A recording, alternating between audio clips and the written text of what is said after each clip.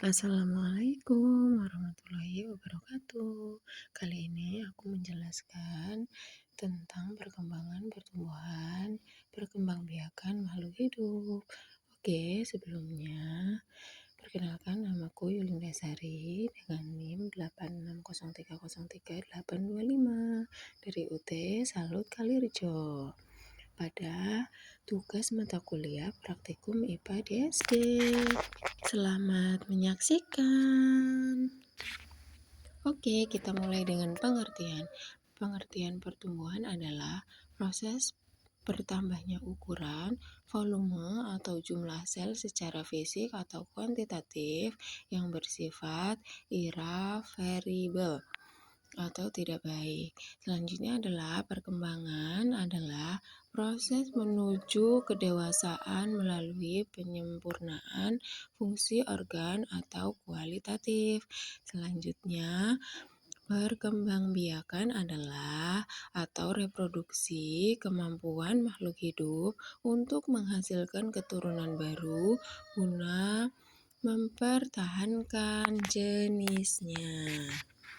Mengapa sih penting sekali untuk mempelajarinya?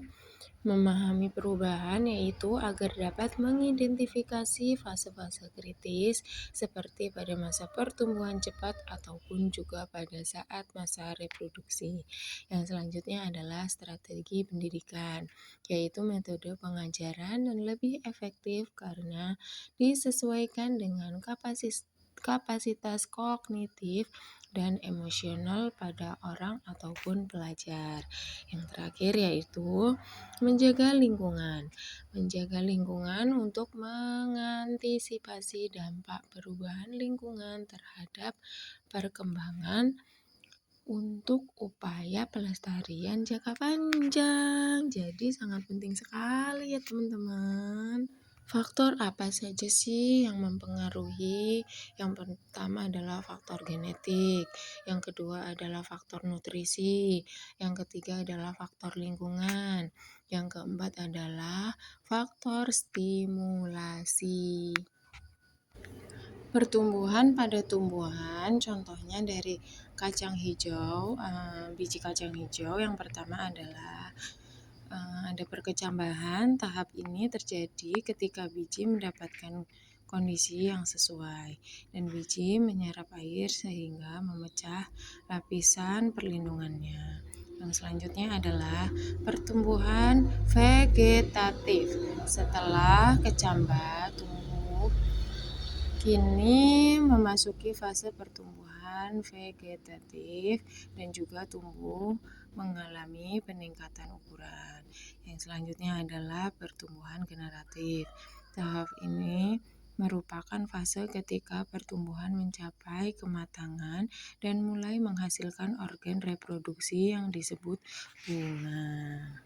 Contoh pengamatan di sekitarku, aku menggunakan biji kacang hijau untuk hasil eksperimennya, yaitu yang pertama proses perendaman selama 4-8 jam, dan yang selanjutnya aku basahi tisu menggunakan air dan aku masukkan ke dalam wadah.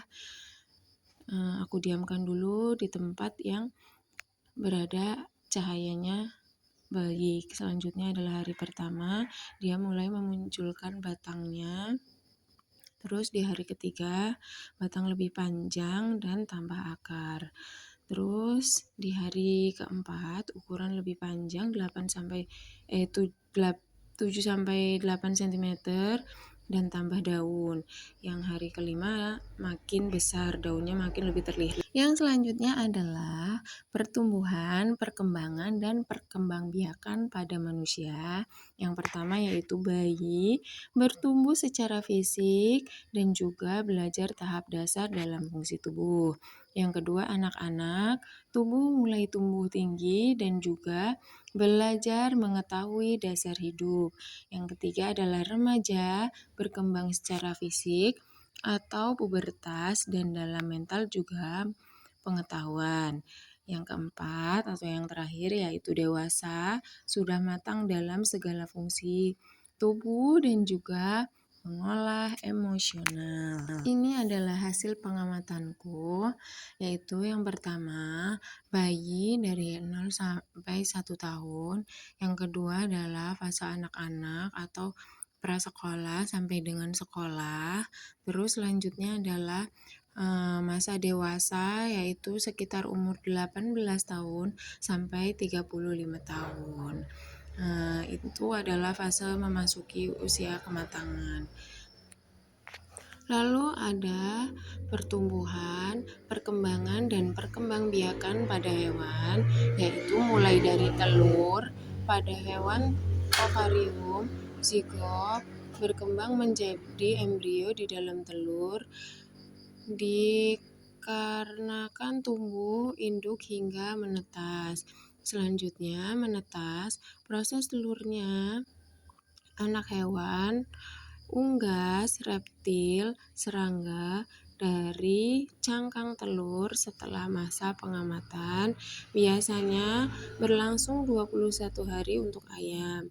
Yang selanjutnya, anak ayam berkembang secara fisik mulai besar dan gemuk, sudah mulai mencari makanannya sendiri. Yang terakhir adalah ayam dewasa. Umumnya ayam dewasa sudah mulai bisa untuk berkembang biak dan mencari makanannya sendiri. Hasil pengamatan di sekitarku yaitu pertama, telur ayam siap dierami. Yang kedua, setelah 21 sampai 23 hari, telur diengrami induk ayam, terus telurnya menetas, mengeluarkan anak ayam. Terus yang selanjutnya adalah anak ayam berusia 1 bulan, dan yang terakhir ayam dewasa atau juga disebut ayam jantan. Manfaat pembelajaran ini yaitu untuk paham perkembangan, optimalisasi potensi, keterampilan meningkat, pembentukan karakter.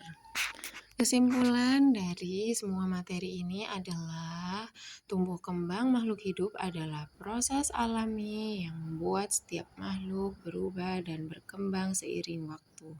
Proses ini terjadi karena mereka mendapatkan makanan, air, lingkungan yang sehat. Sekian penjelasan dari aku, semoga kalian semua yang menonton mendapat wawasan. Baik, terima kasih. Saya akhiri. Wassalamualaikum warahmatullahi wabarakatuh. Bye-bye.